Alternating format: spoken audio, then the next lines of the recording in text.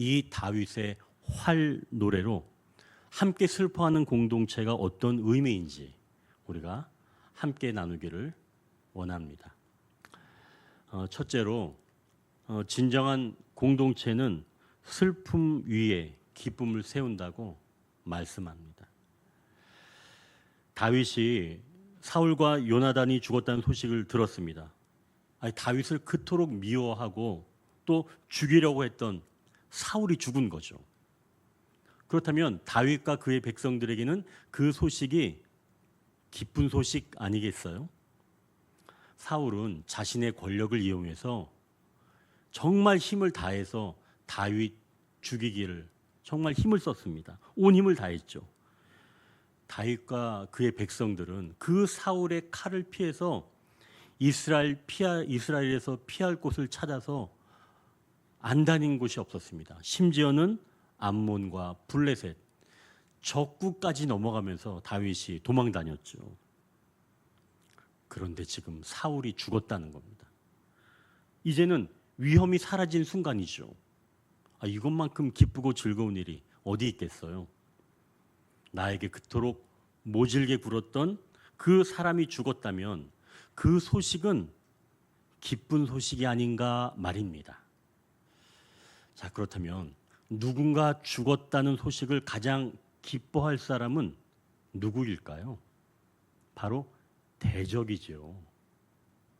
그렇다면 사울의 대적은 누구인가요? 다윗인가요? 다윗이 말하길 사울의 대적은 블레셋이라는 겁니다. 자기가 아니라는 거예요. 그러니 다윗이 이렇게 노래합니다. 20절을 보십시오. 이 일을 가드에도 알리지 말며 아스글론 거리에도 전파하지 말지어다. 블레셋 사람들의 딸들이 즐거워할까? 할례 받지 못한 자의 딸들이 계가를 부를까 염려로다.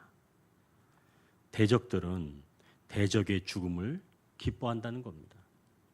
그러나 다윗은 사울의 대적이라고 생각하지 않았고 그를 이스라엘의 왕이라고 여겼기에 그의 죽음을 슬퍼하는 거죠. 자, 그럼 이제 우리가 여기서 한 가지 생각해 볼 게 있습니다. 대적이 사라지는 것을 기쁨으로 여기면서 그 위에 공동체를 세워야 하는가 말입니다. 즉, 남이 잘못되는 것을 보고 내가 기뻐하면서 내가 잘 되어야 하는가 말이죠. 우리 청년부가 이번 수련회에 가서 이런 게임을 했다고 합니다. 어떤 사람의 장점을 이야기하면 그 사람이 누구인지 알아맞히는 게임이에요. 그럼 이제 저도 이제 문제를 내겠습니다. 이 사람의 특징을 말씀을 드릴 테니까 여러분도 한번 좀 누구인지 맞춰보십시오.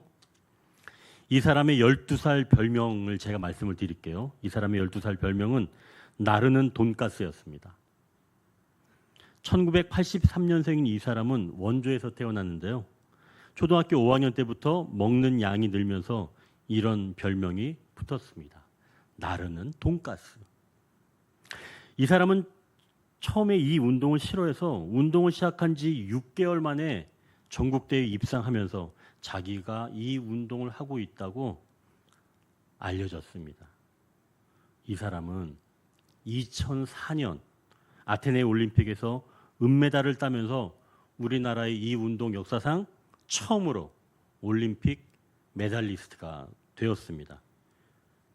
마지막으로 결정적인 힌트.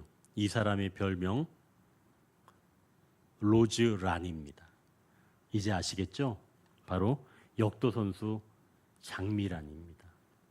자, 그녀가 25살에 큰 깨달음을 얻었는데요. 이 대적인 중국 무상상 선수에게서였다고 합니다. 이 장미란 선수가 2006년 아시안 게임에서 이 중국의 무상상 선수에게 밀려서 은메달을 땄는데 그때 이 무상상은 장미란 선수에겐 정말 넘지 못할 큰 산처럼 여겨지게 되었답니다. 그리고 2007년, 즉 1년 뒤에 세계 선수권 대회에서 다시 만났을 때 이 무상상 선수가 경기를 준비하는 그 모습을 보고 장미란 선수는 그 선수가 실패하기를 간절히 바라고 있었다는 거예요. 그것을 자기가 깨달았다는 겁니다. 그러면서 드는 생각은 내가 1등을 하고 싶다고 상대가 그저 실패하기만을 바라고 있다니 이래도 되는 건가? 하면서 자기 모습이 너무나 한심스럽고 부끄러웠다는 겁니다. 다른 사람의 실패, 슬픔 위에 나의 기쁨을 세울 수는 없습니다. 오히려 기쁨은 나의 슬픔, 나의 아픔 위에 세워지는 겁니다. 그래서 나에게 닥친 슬픔은 외면하고 도망치는 것이 아니라 받아들이고 또는 애도해야 하는 거죠. 장미란 선수가 자신의 비참한 모습을 깨닫는 것, 타인의 실패를 바라는 자신의 비뚤어진 모습을 슬픔으로 받아들일 줄 아는 것처럼 말이죠. 사울의 죽음은 다윗과 그의 공동체가 누리는 기쁨이 아니라 이스라엘의 슬픔입니다. 다윗은 그것을 알기 때문에 그 슬픔을 외면하지 않고 대적처럼 기뻐하지 않은 겁니다. 진정한 공동체는 타인의 슬픔 위에 세워지지 않습니다. 오히려 나의 슬픔 위에 기쁨이 세워지며 공동체가 세워진다는 거죠. 우리 주님도 슬픔을 지우지 않으셨습니다. 요한복음 11장에서는 예수님의 친구 나사로가 다시 살아난 이야기가 있습니다. 예수님께서 평소 마르다와 마리아 그리고 그들의 오라버니인 이 나사로를 사랑하셨어요. 한 번은 예수님이 계실 때 나사로가 중병에 들렸다는 소식을 예수님께서 듣게 됩니다. 예수님이 사랑하는 사람들이니까 빨리 가셔야 될 텐데 예수님이 그들을 사랑하시니까 이틀을 더 머물다가 그곳에 가셨어요. 그리고 예수님이 그 마르다 마리아 그리고 이 나사로가 있는 집에 도착을 해 보니 나사로가 죽은 지 이미 나흘이나 된 겁니다. 마을 사람들은 두 자매를 위로하고 있고 예수님도 그 모습을 보시면서 비통해 하시면서 함께 눈물을 흘리셨습니다. 여러분 생각해 보십시오. 예수님께서 조금만 더 일찍 서두르셨으면 충분히 살리실 수가 있었습니다. 그런데 일부러 늦게 가셨으면서 사랑하시기에 늦게 가셨다는 겁니다. 그러니까 일부러 죽기를 기다렸다는 거예요. 이게 도대체 무슨 말씀일까요? 죽음이라는 슬픔 없이는 다시 사는 기쁨이 없다는 겁니다. 죽음이 있어야 부활의 기쁨이 있다는 거죠. 부활이 기쁜 것은 죽어야 얻을 수 있는 겁니다. 왜 사람들은 부활의 기쁨이 없을까요? 그것은 죽어본 일이 없기 때문입니다. 내 자아가 죽어본 경험이 없는 사람들은 다시 산다는 기쁨이 무엇인지 모른다는 말씀이죠. 슬픔이 없는 기쁨은 메마른 기쁨입니다. 나중에는 기뻐도 기뻐할 줄 모릅니다. 오히려 그 기쁨이 당연한 것으로 여깁니다. 슬픔은 우리를 충분히 적셔줍니다. 그래서 큰 슬픔은 기쁨을 간절히 소망하는 거죠. 그리고 그 슬픔 위에 서게 되는 겁니다. 이 과정이 없이는 진정한 기쁨이 없는 겁니다. 가족도 함께 어려움을 극복하고 큰 슬픔을 넘어선 가족들은 함께 기뻐하는 가족이 된다는 것이죠. 슬픔을 감추려고 포장하거나 치워버리지 않고 정말 사랑하니까 아픔을 받아들이고 함께 할 때 그 공동체는 슬픔을 딛고 기쁨을 얻는 공동체로 나아갈 수가 있다는 것이죠. 여러분, 연약한 것, 슬픔을 가린 채 좋은 것만 보여주면서 공동체가 세워지기를 바라지 마십시오. 공동체는 비가 오고 창수가 나면서 그것을 견디며 세워지는 겁니다. 이제 그것을 기억할 때 이제 두 번째 기도 제목을 보십시오. 한 사람의 인생은 남은 자에 의해 완성된다고 말씀합니다. 다윗이 22절에 이렇게 노래하고 있습니다. 22절 한번 보십시오. 우리가 같이 한번 읽을까요? 22절 시작.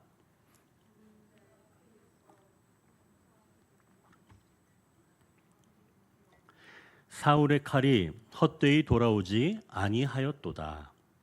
이 다윗은 사울과 요나단의 죽음이 마치 피와 기름을 올려드린 제물과 같이, 즉 그들의 죽음이 하나님께 올려드리는 향기로운 제물이 되었다는 거예요. 피와 기름. 그렇다면 이것은 그들의 공적을 인정해 주는 겁니다. 이건 승패와 관련이 없어요. 한 번 패배가 전체의 패배도 아니고, 어차피 전쟁은 하나님의 것이기 때문에 한 번 졌다고 해서 끝난 것이 아닙니다. 단지 그 전투에 참여하여 치러냈다는 것을 지금 말씀하는 거죠. 또한 요나단의 활이 뒤로 물러가지 않았다고 노래하는 것, 그리고 사울의 칼이 헛되이 돌아오지 않았다는 그런 표현도 그들의 공적이 헛일이 아니라는 사실을 남은 자 다윗이 지금 말해주는 겁니다. 자, 이렇게 남은 자가 먼저 떠난 사람의 수고를 기억하고 그들의 그 삶이 헛된 삶이 아니었음을 말해주면서 비로소 그 떠난 자들의 삶이 완성된다는 말씀입니다. 또 한 가지, 남은 자가 어떻게 해야 이 떠난 사람의 인생이 완성되는 것일까요? 떠난 자의 가장 좋은 것을 기억할 때 비로소 그의 인생이 완성되는 것입니다. 24절, 26절 한번 보십시오. 24절 보니까 이스라엘 딸들아 사울을 슬퍼하여 울지어다. 그가 붉은 옷으로 너에게 화려하게 입혔고 금 놀이개를 너희 옷에 채웠도다. 내 형 요나단이여 내가 그대를 애통함은 그대는 내게 심히 아름다움이라. 그대가 나를 사랑함이 기이하여 여인의 사랑보다 더하였도다. 지금 24절은 사울의 삶에서 가장 아름다웠던 부분을 칭송하는 내용입니다. 사울은 백성들에게 아름다운 옷을 입혔다는 거죠. 그리고 금 장식을 만들어줬다는 겁니다. 그가 40년을 다스리면서 백성들을 위해서 헌신한 것을 지금 말씀하는 건데요. 이것은 사울의 가장 아름다운 모습을 다윗이 칭송하는 겁니다. 또한 26절은 이 요나단의 가장 아름다운 모습을 칭송하는 내용인데요.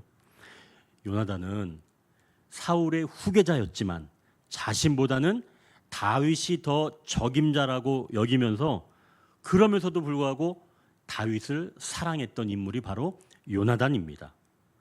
그러니까 자신이 후계자라는 건 아무런 의미가 없는 거예요. 그보다는 이스라엘이 어떤 자가 왕이 되어야 하는가, 그 이스라엘의 평강만을 생각했던 자가 바로 요나단이었지요. 그래서 다윗이 애가를 부르면서 여인의 사랑보다 기이하다라고 이 요나단을 칭송한 겁니다. 이렇게 떠난 사람의 가장 좋은 것을 기억하는 것은 떠난 자의 인생을 완성해 주는 것이라 말씀하는 거죠. 자, 그럼 떠난 사람의 인생을 완성해 주는 그 의미가 무엇일까요? 왜 이렇게 떠난 사람의 인생을 완성해 주어야 하는가 말입니다. 어느 부인이 이 장례식에서, 남편 장례식에서 큰 소리로 울고 있습니다. 옆에 있는 자녀들도 엄마를 따라서 같이 울고 있어요. 이 남편은 살아생전 부인을 참 힘들게 했던 사람입니다. 술을 밥 먹듯이 했고 노름과 또 여자 관계도 복잡했습니다. 또 집에서는 아내를 학대했지요. 이러한 남편의 죽음에 이 아내가 무슨 눈물이 나올까 싶은데 이 부인은 남편이 죽은 이 장례식에서 내내 울은 겁니다. 그리고 장례가 마치는 날 그 어머니가 자녀들에게 말합니다. 얘들아, 너희 아버지는 참 힘들게 살아온 사람이다. 나나 너희들이 언제 아버지를 제대로 인정이나 해주었니? 이렇게 쉽게 갈 줄 알았다면 더 잘해드렸을 텐데. 그리고 아버지가 언젠간 힘들게 벌어온 그 돈을 내 손에 다 쥐어주면서 다음에는 더 많이 주겠다고 한 번 그런 적이 있었지. 그때는 진심이 느껴지더구나. 그러면서 미안하다고 하는 말에 그때 이 엄마의 마음이 무너져서 이불을 쓰고 많이 울었단다. 그리고 또 한 번은 술에 잔뜩 취해 들어왔는데 너희 먹으라고 이 바나나 한 송이를 사온 적이 있단다. 이 술에 취해서 제대로 걷지도 못했는데 바나나를 손에 꼭 쥐고 들고 오시더라. 그러면서 자고 있는 너희들을 물끄러미 쳐다보던 그 아버지가 오늘 생각나는구나. 아버지는 너희에게 잘 표현은 못했지만 그때 모습은 정말 아름다웠단다. 이렇게 엄마의 이야기를 들은 자녀들은 엄마를 안고 함께 눈물을 흘리는 겁니다. 여러분, 이 가정이 어떻게 살아갈까요?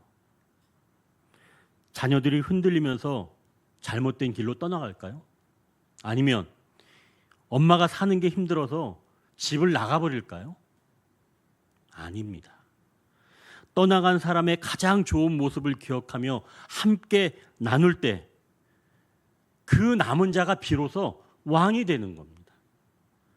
그 가정은 이제 새로운 왕, 가정을 어머니가 인도하며 이끌어갈 것입니다. 이러한 가정은 무너지지 않는 거죠.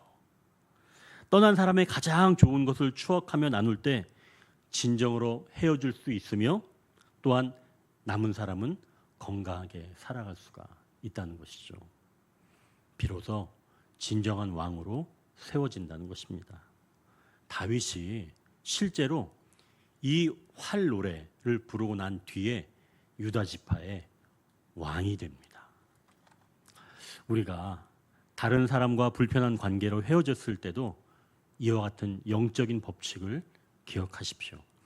불편한 관계로 헤어졌기에 용서할 수 없다는 마음과 함께 상대가 나에게 힘들게 했던 것만을 떠올리며 살아간다면 우리는 그 사람과 계속 살아가는 겁니다. 이거는 영적인 법칙이죠. 떠난 사람과 계속 사는 행위라는 겁니다. 그래서 진정으로 아름답게 헤어질 수 있는 것은 그 사람의 가장 좋았던 모습을 떠올리는 겁니다. 그렇게 할 때 비로소 내가 진정한 왕의 자리를 올라설 수 있고 새로운 인생을 살아갈 수가 있다는 것이죠. 이제는 그 사람이 아니라 진정으로 내가 다스리고 왕이 되어 살아갈 수가 있다는 겁니다. 이렇게 한 사람의 인생은 남은 자에 의해서 완성이 되는데요. 남은 자가 먼저 떠난 사람의 수고를 기억하고 그들의 삶이 헛된 삶이 아니었음을 말해주면서 가장 좋은 것을 말할 때 비로소 그들의 삶이 완성된다는 말씀입니다. 이러한 행위는 곧 이제부터는 내가 진정한 왕으로 살아갈 수 있는 시작점이기도 한다는 것이죠. 자, 이제 질문이 생깁니다. 아니, 어떻게 나에게 모질게 한 그리고 그렇게 떠난 그 사람을 기억하면서 그의 수고 그리고 그가 했던 가장 좋은 것을 떠올릴 수가 있습니까? 저는 그렇게 못합니다. 저는 아예 그냥 잊으면 잊었지 저는 그렇게 못합니다. 아마 우리는 속으로 이렇게 생각할 겁니다. 그렇다면 우리는 어떻게 하면 이렇게 할 수가 있을까요? 떠난 그 사람을 기억하면서 가장 좋은 것을 떠올릴 수 있는가 말입니다. 이제 세 번째 기도 제목을 보십시오. 영으로 노래하는 자가 왕이 된다고 말씀합니다. 영으로 노래하는 자가 왕이 된다고 말씀합니다. 자, 이제 이 활 노래, 이 다윗이 노래를 지으면서 이 노래를 누구에게 가르치는지 17절, 18절을 보십시오. 거기 보면 이 슬픈 노래를 누구에게 가르치라고 하나요? 이스라엘 전체에게 가르치라고 하나요? 아닙니다. 유다 족속에게 지금 가르치라는 거예요. 유다 족속은 지금 유다 지파만을 이야기하는 겁니다. 이스라엘 전체 지파가 아니에요. 유다 지파만 딱 꼬집어서 이야기하는 겁니다. 왜 유다 족속에게만 가르치라 그랬을까요? 다윗이 다스린 지역이 유다 지역이니까? 아닙니다. 이때는 아직 왕이 되지도 않았으니까요. 여기서 유다 족속이란 영을 이야기하는 겁니다. 북쪽 이스라엘은 육체를 이야기하는 거예요. 육체로는 슬픔을 딛고 일어설 힘이 없어서 슬픔에는 넘어지고 힘들어하는 거죠. 그래서 육체는 될 수 있으면 슬픔을 피하려고만 합니다. 그러나 영은 슬픔을 받아들이며 승화시킬 줄 알지요. 그 슬픔에 머무를 줄 알며 비로소 슬픔을 딛고 일어서는 것이 영입니다. 그러니 타인의 죽음, 슬픔을 아파하고 위로할 줄 아는 것은 영이지 육이 아니라는 것이죠. 그래서 슬픔을 가르치고 배울 수 있는 것은 영입니다. 영으로 슬픔을 받아들이고 배울 수 있도록 해야 한다는 것이죠. 여러분, 영에게는 명령을 할 수 있습니다. 18절을 볼 때, 18절 보십시오. 거기 가르칠 때 명령하라고 가르칩니다. 육에게 명령하고 가르쳐 본 적 있어요? 튕겨 나옵니다. 육은 배울 생각이 없어요. 한마디 얘기하면 다 튕겨냅니다. 뾰루퉁하고 가버리는 게 육이에요. 말을 듣지 않습니다. 육은 자기에게 아무리 좋은 이야기를 하더라도 다 튕겨내는 거죠. 그러나 영은 명령을 해도 받아냅니다. 그게 다른 거예요. 육은 자기에게 아무리 좋은 이야기를 하도 튕겨내지만 영은 그렇지가 않다는 거예요. 그러니 슬픔을 애도할 줄도 알고 그 슬픔 위에 기쁨을 세운다는 이 진리는 육으로는 이해할 수도 없고 받아 누릴 수도 없다는 거죠. 여러분, 그래서 진정한 공동체는 슬픔 위에 기쁨을 세우는 건데요. 그것을 세울 수 있는 것은 육이 아니라 영이라는 겁니다. 영만이 세울 수가 있는 거예요. 그렇게 영에게 받으라고 명령할 때 받으며 세울 수 있다는 것이죠. 여러분, 그게 쉬울까요? 근데 쉽지 않습니다. 나를 힘들게 하고 떠난 사람의 공적을 인정하고 그의 가장 좋았던 부분을 기억하는 것, 그게 영에게 명령해도 그게 쉽지는 않습니다. 그래서 다윗이 노래를 지으라는 거예요. 노래를 지었다는 겁니다. 그걸 부르라는 거예요. 계속 흥얼거리면서 영이 그것을 새겨 넣을 수 있도록, 비로소 왕으로 살아갈 수 있도록 노래를 부르라는 겁니다. 그것은 영에게 새겨질 수가 있는 거죠. 이제 장미란 선수의 이야기를 마저 나누겠습니다. 이 2007년 세계 선수권 대회에서 중국의 무상상 선수가 경기를 준비하는 모습을 보고 그 선수가 실패하기를 간절히 바라는 이 자기의 모습을 한심스럽게 여긴 장미란 선수는 이후에 이런 생각을 하게 되었답니다. 무상상, 경기장에서 그동안 네가 노력한 만큼 최선을 다하고 내려오길 바랄게. 나도 내가 준비한 것들을 다 보여줄게.